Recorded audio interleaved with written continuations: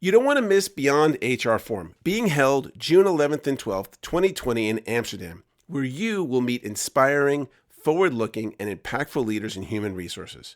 Once again, the team at Beyond has selected a great venue, the historic Kramhauthal. It reflects their values of designing a unique space and atmosphere that brings forth intimacy, collaboration, inspiration, and partnership with HR thought leaders from leading companies around the world. The forum moves beyond the current HR to guide you along a journey that progressive leaders in HR are invited to embark upon. Join remarkable guests as they share their insights on how to make humanity the ultimate value to organizations, societies, and the world. This is more than just an event. It's a one-of-a-kind opportunity to inspire your thinking to go beyond and reach the unreachable. For more information and to register, please visit www.beyondhrforum.com.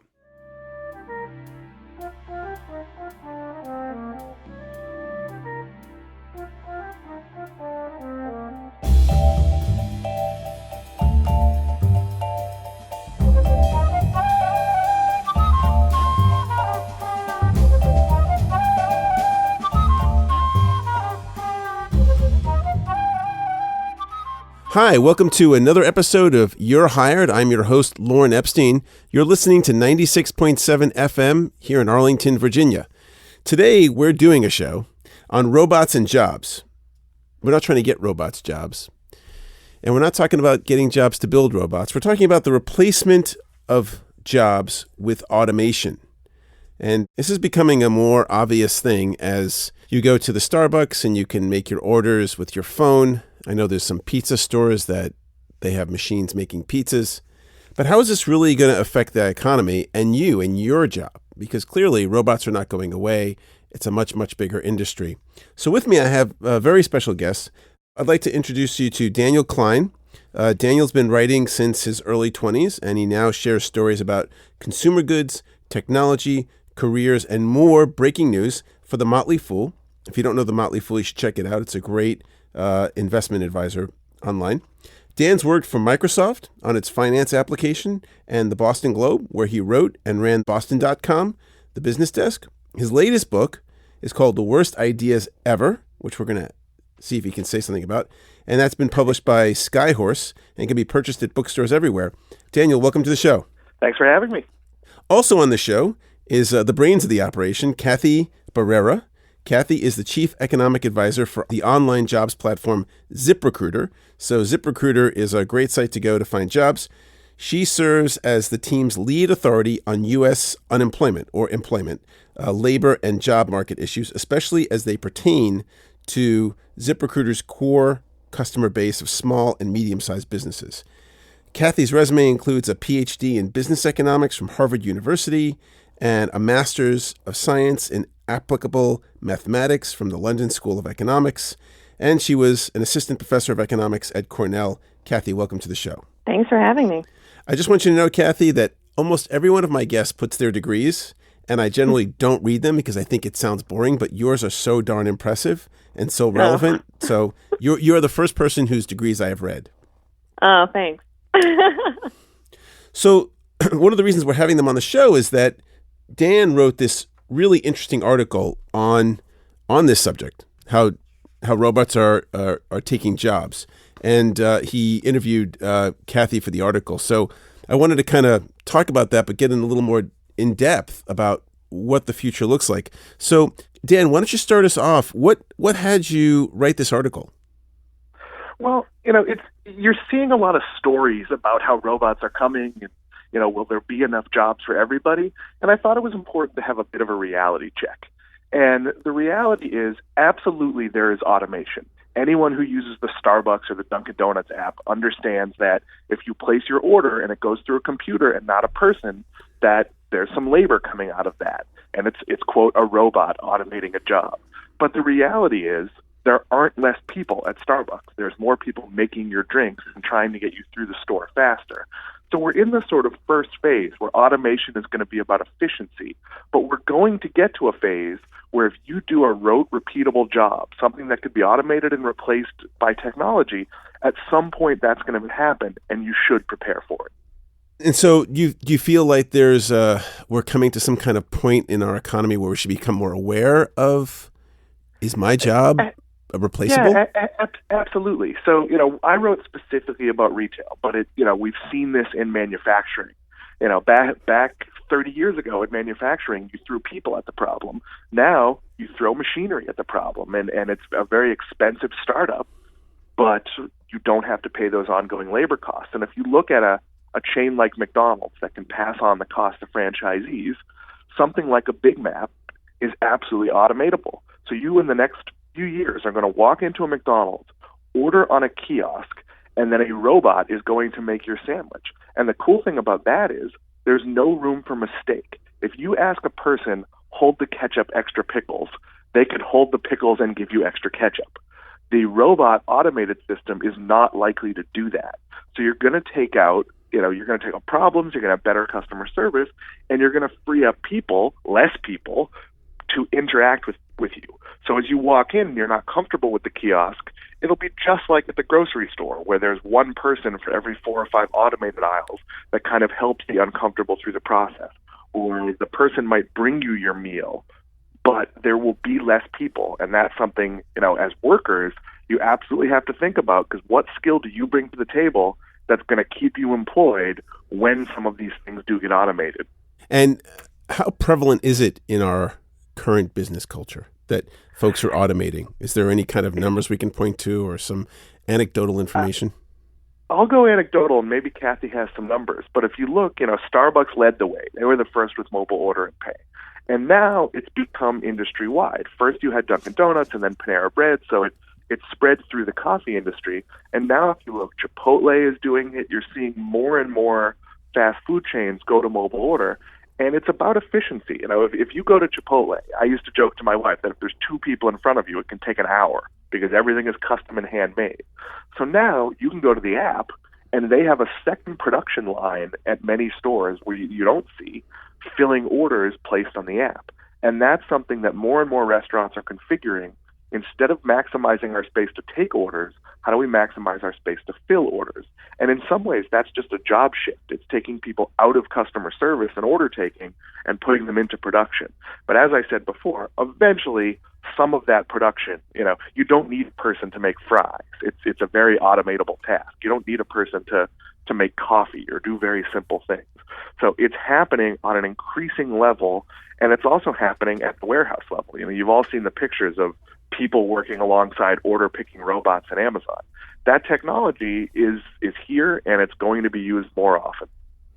So, Cathy, is there any empirical data to say, hey, how is automation, and maybe we should quantify automation, but how automation maybe in retail is affecting the economy? Sure. So in terms of measuring quantities of automation, I think that we're still struggling a bit in terms of how to define these things, which makes it difficult to come up with a standard measurement. But I think that some of the examples that Dan brought up are particularly interesting. His example about Starbucks and how Starbucks didn't, once it started automating some of these tasks with mobile ordering and mobile payments, it didn't reduce the number of people who were working in that industry or within that company.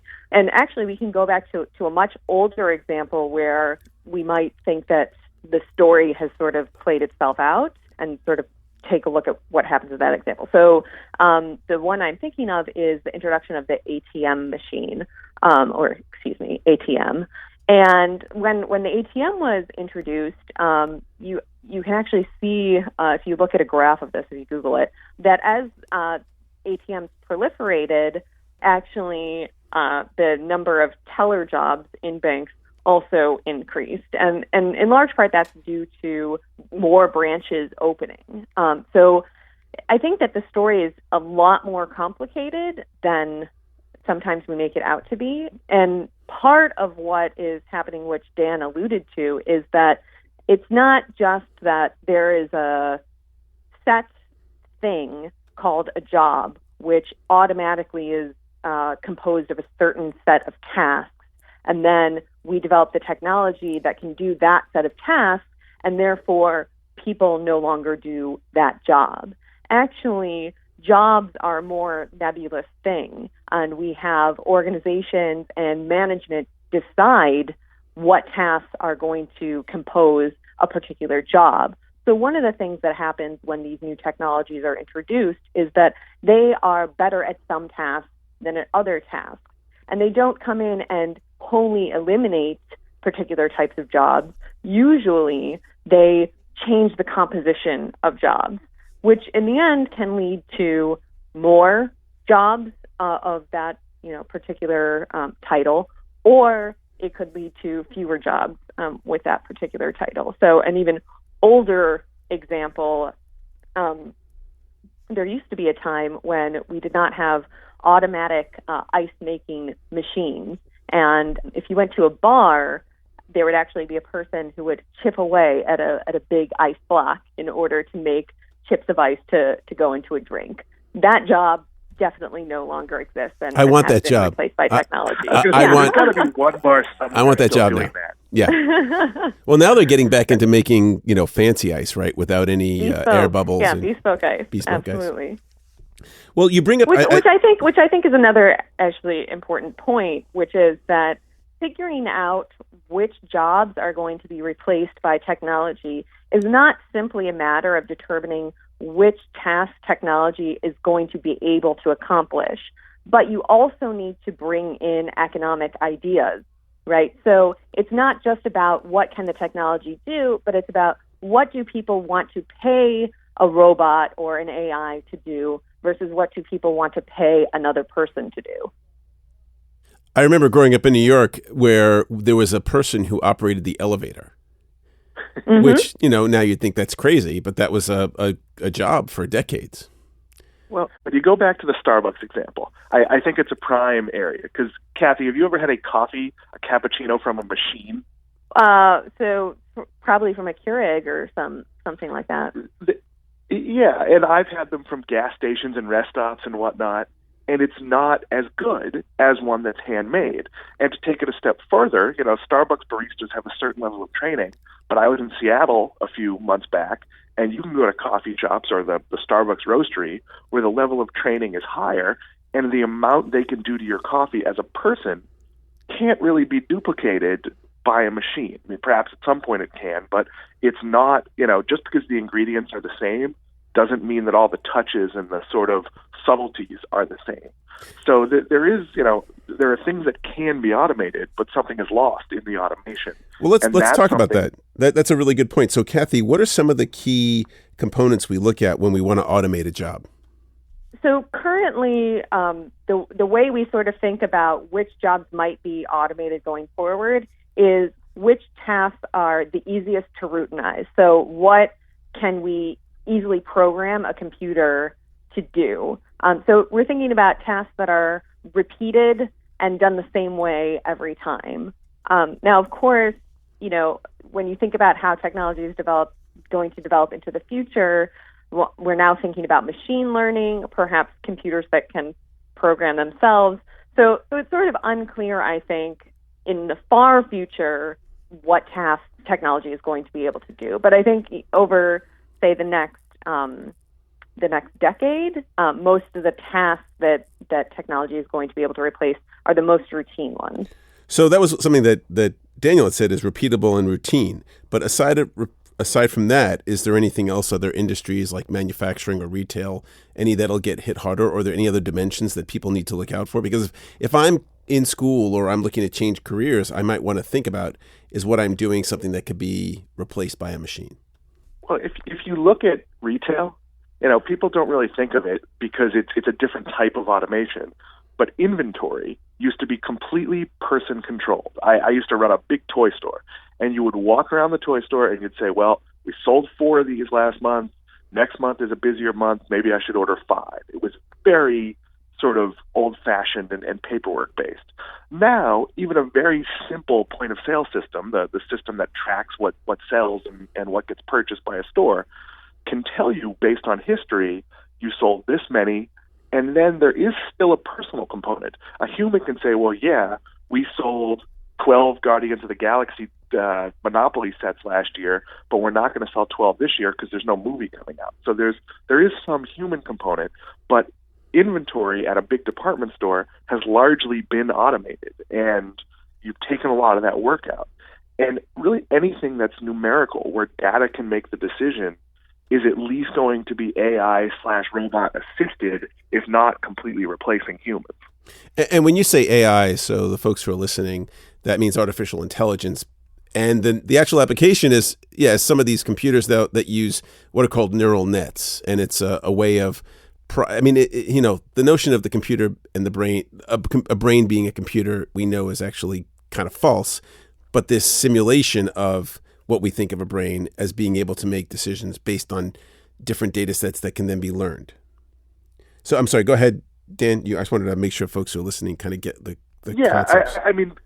So basically, think of it in a very simple way, is that as a human, you can look and say, okay, I am going to sell as a store, even I'm a toy store, I'm not a coffee store, but ancillary, in the winter, we're going to sell more cups of hot cocoa as a side business than we do in the summer. And in the summer, we might sell more popsicles. That's something that an AI can learn, can figure out, can look at outside data. You look at what IBM is doing with Watson and ability to predict things. It's reasonable to think that you can, a machine can project that data, whether it's for ordering or for budgeting or for controlling the heating and the air conditioning in a place. It really comes down to investment. And you look, we talked about McDonald's before. McDonald's is putting money into what it calls its store of the future, which, is led by kiosk-based ordering. And other chains will follow that, but it's not necessarily going to be quick. And that's partly due to investment. And you talked about, when do you make the decision for a person versus versus automating it. And some of it is, it's easier to spend $9 an hour, even though it costs you more in the long run, than it is to invest a couple $100,000 or millions or whatever the number is in automation.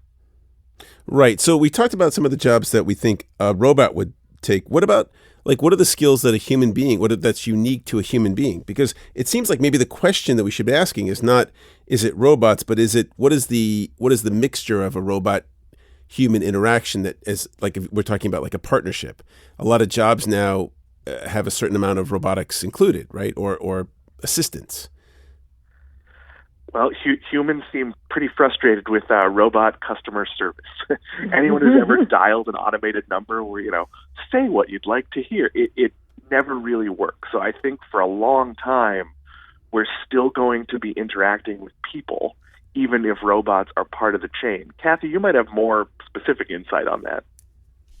Sure. So just building on that idea and on what you said earlier about touch points, I think that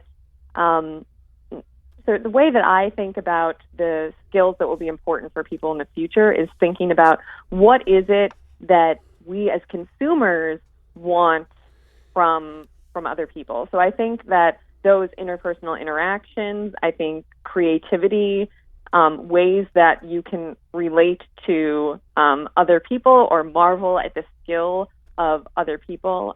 One example that I like to give is I think that it's possible that someday robots will be able to play basketball.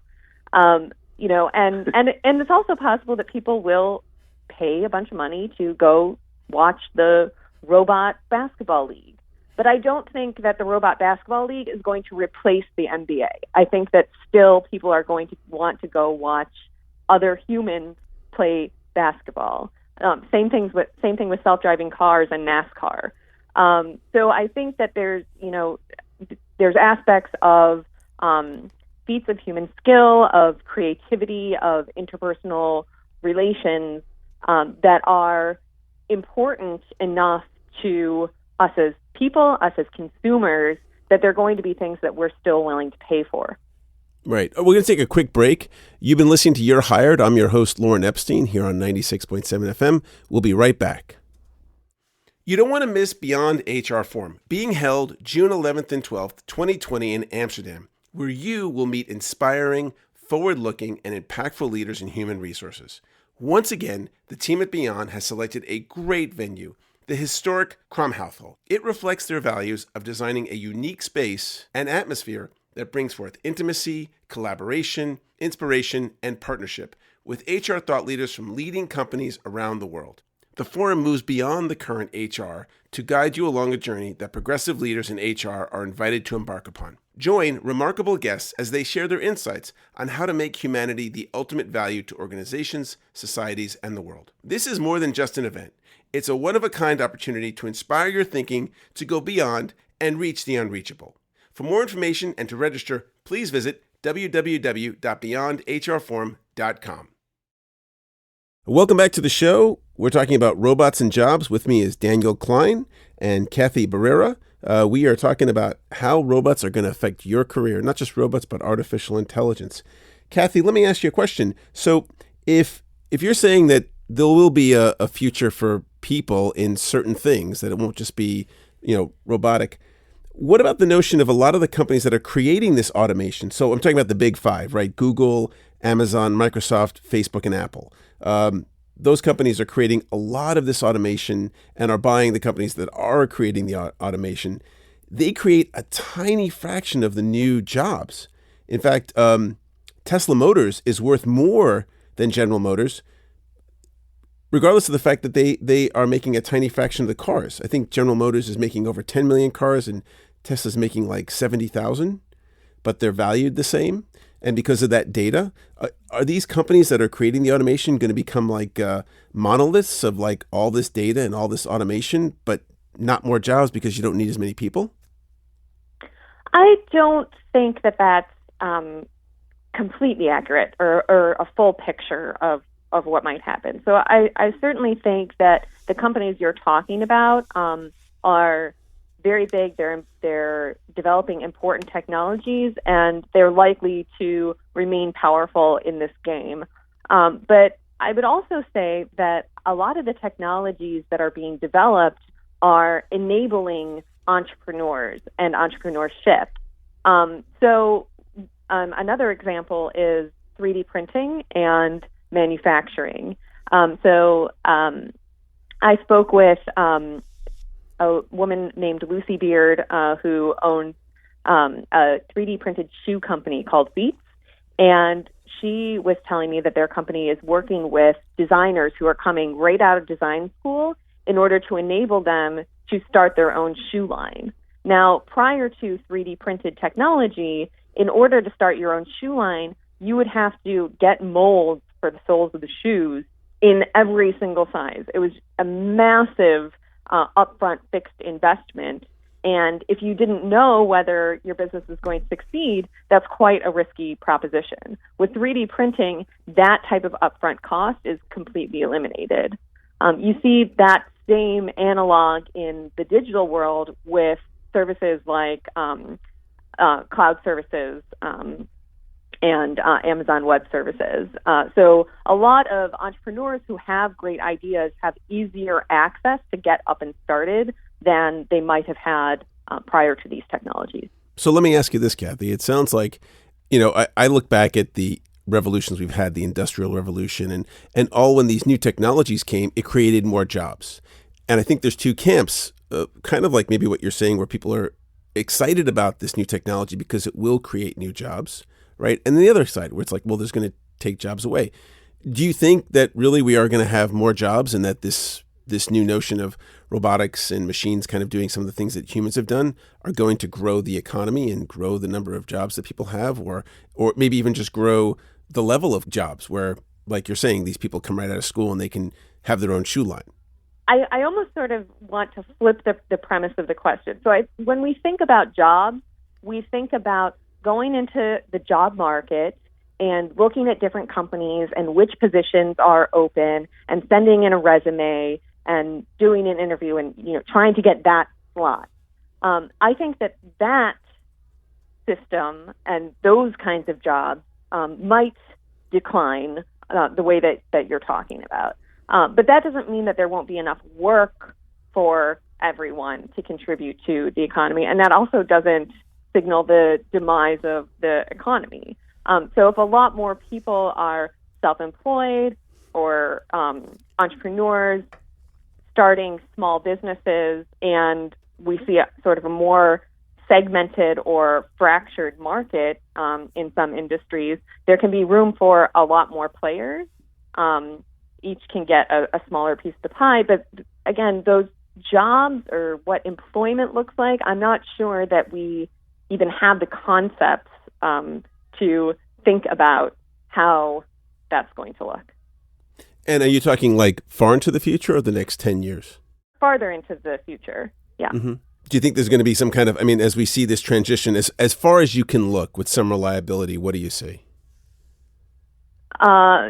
So what do I see for the next 10 years? Yeah, as far as you think, do you think that there's going to be more jobs for people or less jobs? And I'm not talking about obviously people can start their own businesses, but that's, not for everybody, not something people might do, but actual jobs. I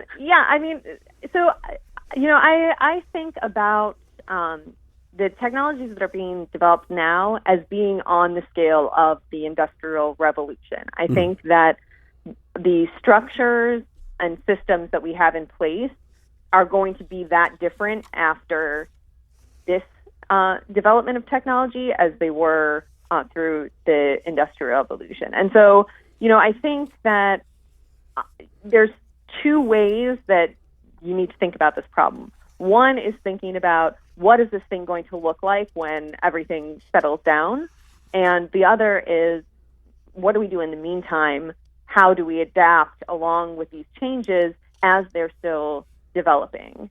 And I think that, to your point, certainly there will be jobs as we know them now that are displaced by technology, as we were discussing earlier. We will be developing technologies over the next 10 and 20 years that can do many of the tasks that are currently included in jobs for people.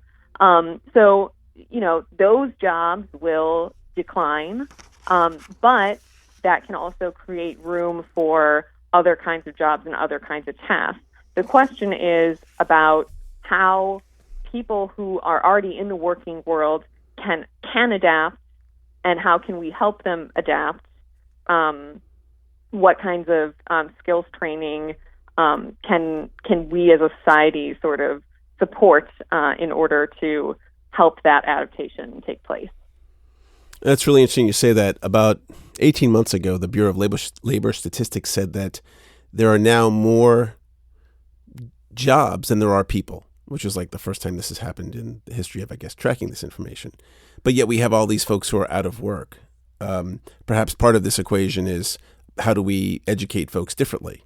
Or how do we, create a society where people can be productive in different ways? Some of it, is a fundamental education problem. We have spent a lot of effort in the last year talking about bringing back, coal mining and steel and things that realistically are not going to come back. But if you go to a 12-week coding program and you have any aptitude for it, you can get hired for a $50,000 or $60,000 a year job. And if you're good at it, you can be making six figures within, 6-10 months. So fundamentally, we should be looking at people and saying, well, this thing you do may not be a thing anymore. We are probably not going to use as many people in manufacturing. You live in Flint, Michigan, and the auto jobs are not coming back because it's either a shrinking industry or automation is going to take work. But here are all these other things we need. And that's sort of where we're failing. We're putting a lot of effort into how do we preserve industries that are on the way out, instead of saying, well, there's an awful lot of work in developing these robots and AI, and there is, you mentioned the cloud. The cloud has made it so any person can be an internet entrepreneur. Server costs, things that used to cost a lot of money, are essentially free now because of the cloud. So we have to figure out how to ready our workforce for the work we actually have and keep those people nimble. If you were an ace programmer 15 years ago in the 90s when the internet first came about and you didn't develop your skills, well, you're now useless. And that's something we have to put systems in place, and the current education four-year college system is woefully bad at. Yeah, that's something we're going to be doing a couple of shows on, that there's a huge number of folks who are out of work. and a huge number of jobs that are unfillable. And why is that? And everyone talks about the skills gap. You'd have it seems like there's a missing piece between companies that need people, educational institutions, and the government that has an interest in getting people employed. And we're going to see where we can, talk about some of the bridges that have kind of popped up. But yeah, you're absolutely right. I mean, I'll give a very specific example. I'm a 20-year journalist. I come from newspapers, and I've made some detours elsewhere. And obviously, newspapers are a shrinking profession, but journalism isn't. And I know a lot of print reporters out of work because they either can't be or don't have the training to adapt to a different world. It's very different to work on a story for a print deadline where it's in the paper one day and it's gone the next. It's a very different thing to work in a 24/7 environment, and you're seeing that in all professions. Pretty much the move of everything to digital. Stores don't have hours anymore. So in theory, if I want to buy a sweater from Macy's at 2 a.m. on Christmas, I can do that. And workers and company mentalities have to switch around to understanding that that's how things work. I couldn't agree more. I think, what you're talking about in terms of adaptability, I think is going to be an incredibly important skill. And you're right that over the past several generations, skills and technologies weren't changing quickly enough to require that we adapt during the length of our careers. So now that technologies are changing a lot faster, everyone needs to be prepared for the world to look different 20, 30 years into their career than it did at the start. And I think that you're absolutely right. Four-year colleges are not a system that is preparing young people for that type of world. But I would go even further. I think that primary and secondary education are also not designed to enable people to have those adaptability skills. Yeah, there are a lot of organizations that have popped up over the years, like Year Up, which is a great underwriter of our show. They take kids who are 18 to 25, give them 6 months of technical training, and then put them on a 6-month internship, and they've got an 84% retention rate of getting people great jobs, like you're saying, $40,000, $50,000 a year jobs. And we need more organizations like that to serve companies where they can help people through that process of retraining. I mean, it's amazing how this. We also need to destigmatize the idea that everyone has to go to college. I went to school with someone who's a plumber, and he makes way more money than I do, and has way more job security than probably all of us do. So I'd be thrilled if my 13-year-old had the ability to be a carpenter. But when you look at, how we push these fields, one, we don't look at that. We don't say things like, you don't need to go to college to become a coder. We don't have programs where you get a year of life training and then can get practical skills. And, you mentioned the primary schools failing. I'll go on a very basic level. My son is 13. His whole world is going to be on a screen, and he has never once had a typing class.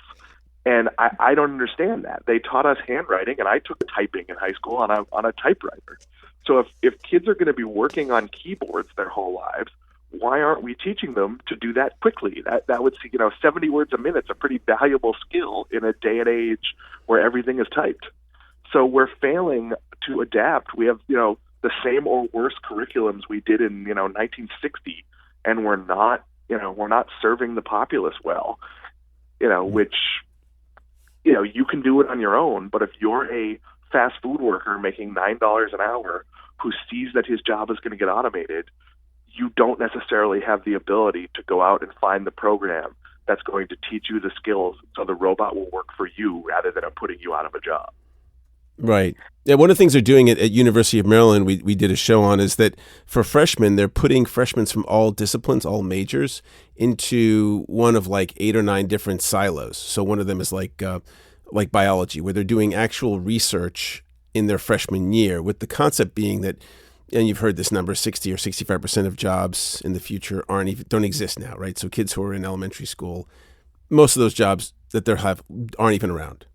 To make people flexible, and I think this is maybe kind of one of the things we're talking about, is that the folks who are out of work and are in the skills gap, at some level, they're unflexible to, move along, to find something else for them, to go on lynda.com or to go on YouTube and start learning other skills and start making themselves employable.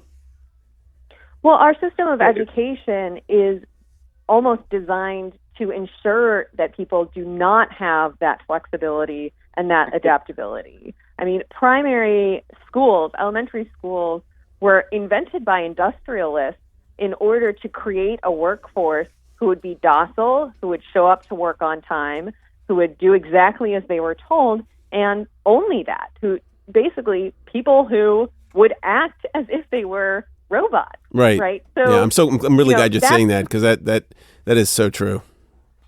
So we are running in a system that is designed to create good employees, when what we need for the future, even if I'm wrong about jobs and most jobs are going to be employment jobs in the future, still you need those sorts of entrepreneurial skills that can help you be flexible, be adaptable, and problem solve so you can figure out how to position yourself best for the next step. So maybe in a way we should go back before the Industrial Revolution, when everyone kind of worked for themselves. I mean, I think it's possible that that's where the economy is headed. And if you think through all of the structures that were in place there, it was a completely different system, but it was a holistic system, just like our modern economy is a holistic system. So if we think that these technologies are going to completely change markets and organization and jobs, then we also need to think about how to change schooling and, government investment in people and skills. It has to be a complete system that works together. My father taught in vocational education in New York for 30 years, and his school, the school that he's taught at in New York, is closed. They've kind of stopped teaching what was called vocational, now technical education. We just got a school here in Arlington that is doing that, and a lot of students are going there, even though they're not necessarily technically inclined, but they want to have that flexibility, that education, kind of prepping for what you're talking about, so that we're not just kind of mono-tracked into something that, leads us into a corporate job for 20 or 30 years, which they're not happening anymore, right? There's sort of, call them vocational. There's some foundation skills. Now, Cathy, in some of her emails to me, talked a lot about communication. That, if you're a retail worker, you have to work on being better at dealing with customers and solving problems, because, the kiosk is not going to do a great job when you walk in and say, hey, I bought 2 of these. They both say medium and they're different sizes. That is not a simple process for an automated checkout to figure out. So the people who can talk, and there's other basic skills like that. If you can write, you're always going to have a job. There's always going to be a need, whether it's corporate writing or journalism or whatever it is. So we need to identify, even at the young levels, some very basic skills and go back to, we don't teach public speaking in the schools anymore. Well, that's something we're good at that robots aren't all that good at. So, kids need to be encouraged there. And in general, it's a case of, where do the people fit in? And, they're going to have to be the ones that lead the robots, where this isn't Terminator. Robots aren't going to take over. We still have to program them and work with them and figure out how all this is going to go. So if we're talking about what's next for people as far as their educational opportunities, Dan, what would you say? Well, people really need to learn skills that translate into other things. If you're very good at problem solving and customer service, that's going to work across a lot of fields. And yeah, maybe you won't have the same job, but you'll have a job. I've worked for 25 years, mostly based on the fact that I can write. And if you can write, you can find work anywhere. If you can sell, Microsoft just let go of a whole bunch of salespeople. Any of them who are good, and now it's just about their changing business, they're hiring in other areas. But if you're a salesperson who can show results, none of them are going to be out of work for long. And that's true of so many things. So if you're a worker, don't define yourself by one skill. You're not good at making a Big Mac. You're good at problem solving and sandwich construction. And how can you apply that to other areas and other things you'll be good at? It's about gaining skills and selling yourself. And, this is going to impact the people at the sort of bottom of the pile. The people doing the lowest paying, sort of lowest end jobs. And those are the people we help the least in terms of career training. So, if you're working entry-level retail, you're a cashier and you're listening to this show, you should figure out, how do I gain customer service skills? How can I be the person that knows how the computer works and the inventory system goes in, and figure out ways to make yourself beyond, just being a tool. If all you can do is, the same thing a hammer does, well, you're going to get replaced by a hammer. It's cheaper. And the same will go for robots. But if you can do 3 different things and it's not easy to replace you, you'll have a lot more job security or a lot more options if you end up out of work. Cathy, do you think they're going to replace radio hosts? I'm checking on my career stability here. Largely. Yeah. I mean, think about it. I would the go back to my local previous DJ point, which is used just to be a that thing, I think... And it's not. Oh, I'm sorry. Go ahead, Dan. You were saying? I was saying they have replaced local DJs. I mean, if you maybe not this type of talk host, but every market used to have, morning and afternoon drive time hosts, and those have largely gone away because it's not cost effective. Well, I'm going to start improving my customer service skills. With that, we're going to take a quick break. You've been listening to You're Hired here on 96.7 FM. I'm your host, Lauren Epstein. We'll be back in just a minute. You don't want to miss Beyond HR Forum, being held June 11th and 12th, 2020 in Amsterdam, where you will meet inspiring, forward-looking, and impactful leaders in human resources. Once again, the team at Beyond has selected a great venue, the historic Kramhauthal. It reflects their values of designing a unique space and atmosphere that brings forth intimacy, collaboration, inspiration, and partnership with HR thought leaders from leading companies around the world. The forum moves beyond the current HR to guide you along a journey that progressive leaders in HR are invited to embark upon. Join remarkable guests as they share their insights on how to make humanity the ultimate value to organizations, societies, and the world. This is more than just an event. It's a one-of-a-kind opportunity to inspire your thinking to go beyond and reach the unreachable.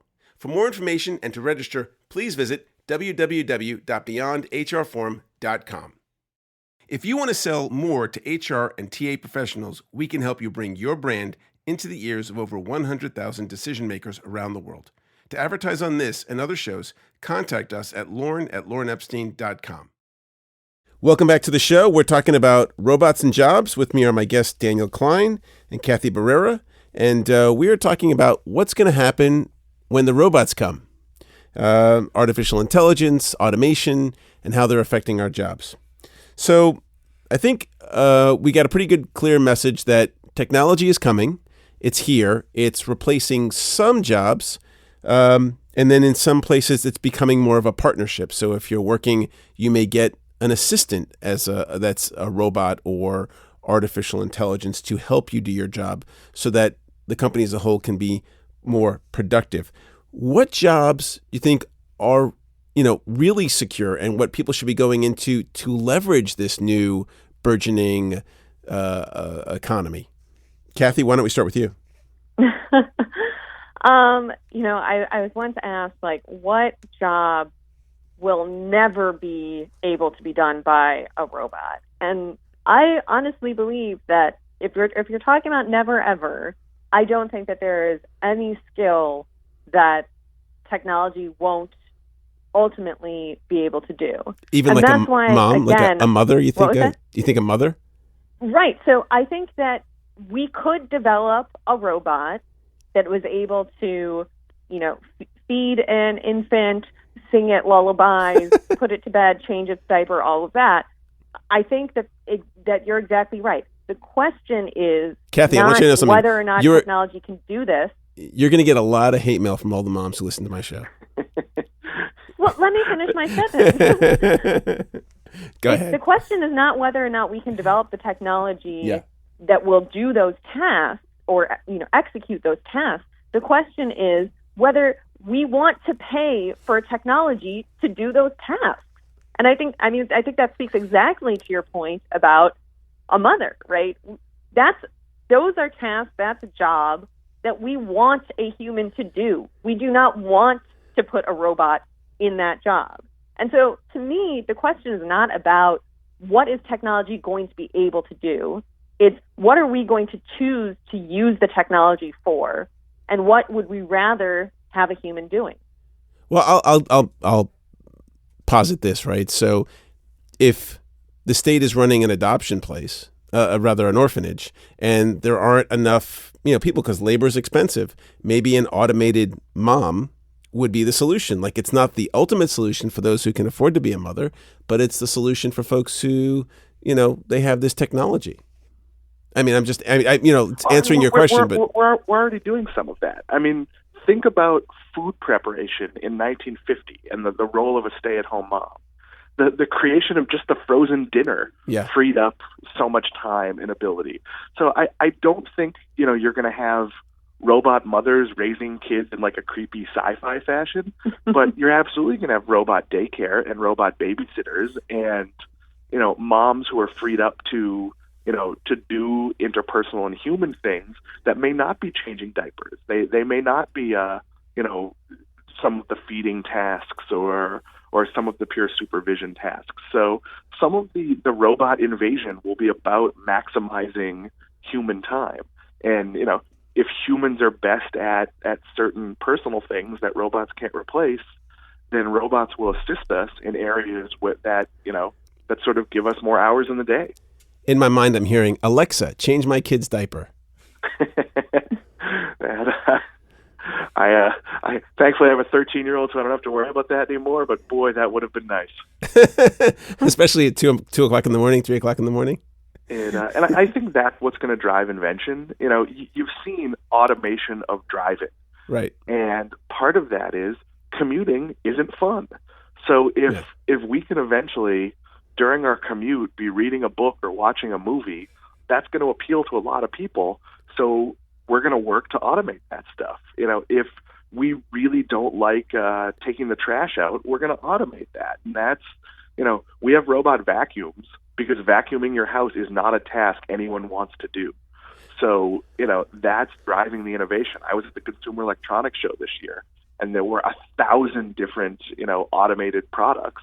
And some of them aren't going to work because no one is clamoring for a refrigerator that tells them when their eggs have gone bad. We can pretty much figure that one out on our own. So it's really going to be driven by demand in a lot of areas.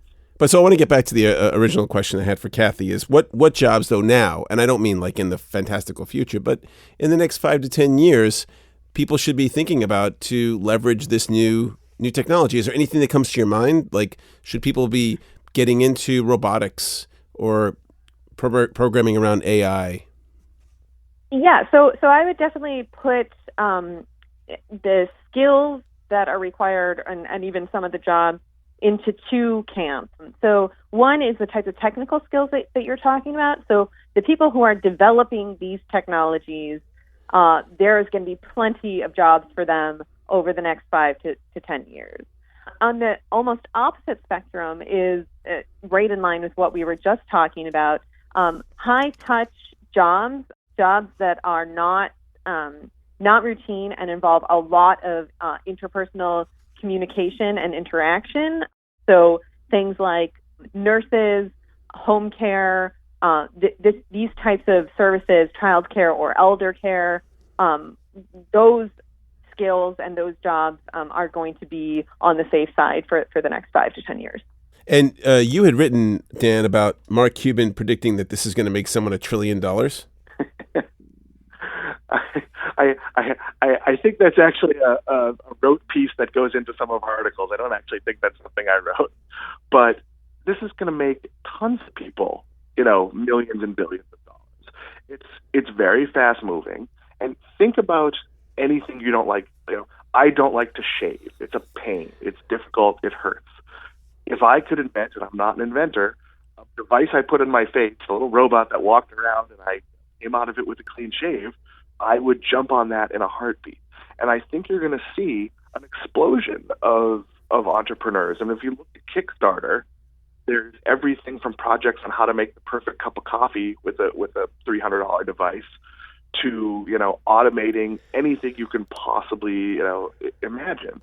And, perhaps you won't get to the $1 trillion, but there's a lot of $1 billion, ideas and companies, and a lot of, functional jobs or replacement incomes for people that don't work a traditional thing that are going to develop in the next, not even 5 years. In the next 6 months, you're going to see, things you didn't think of that can automate parts of your life. You mentioned Alexa, and there, I can now pull up any song I ever wanted to listen to by talking. I can get a stock quote. I can do things that used to take work and used to require a newspaper in an automated way. And that's where there's going to be job growth.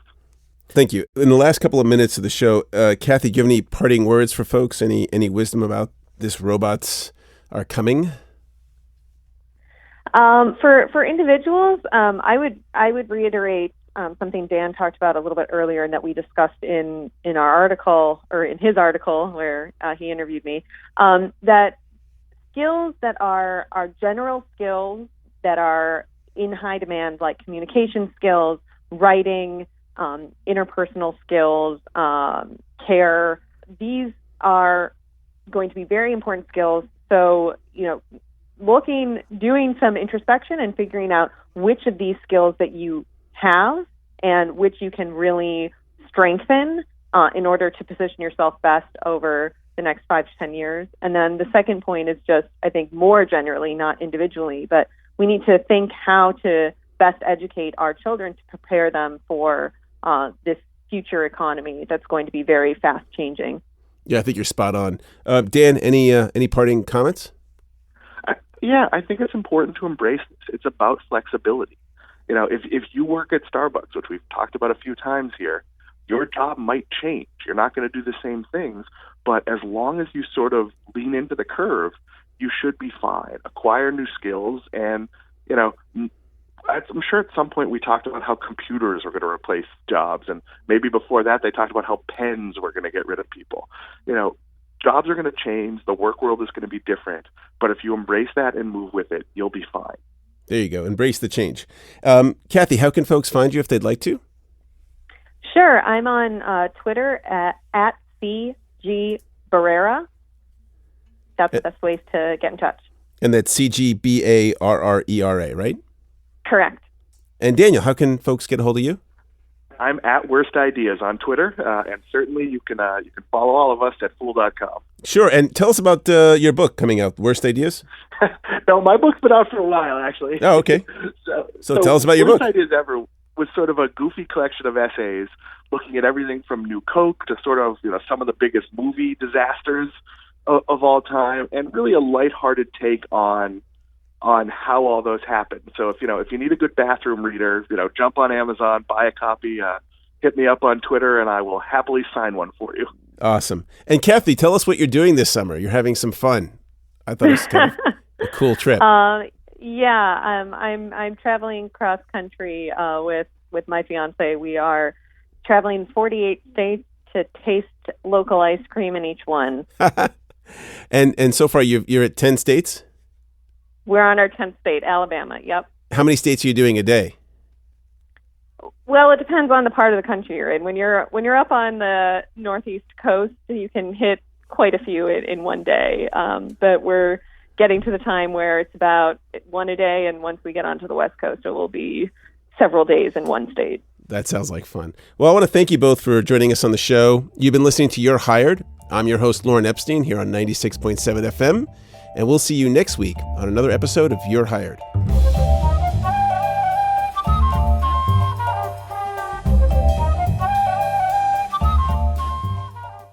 You don't want to miss Beyond HR Forum, being held June 11th and 12th, 2020 in Amsterdam, where you will meet inspiring, forward-looking, and impactful leaders in human resources.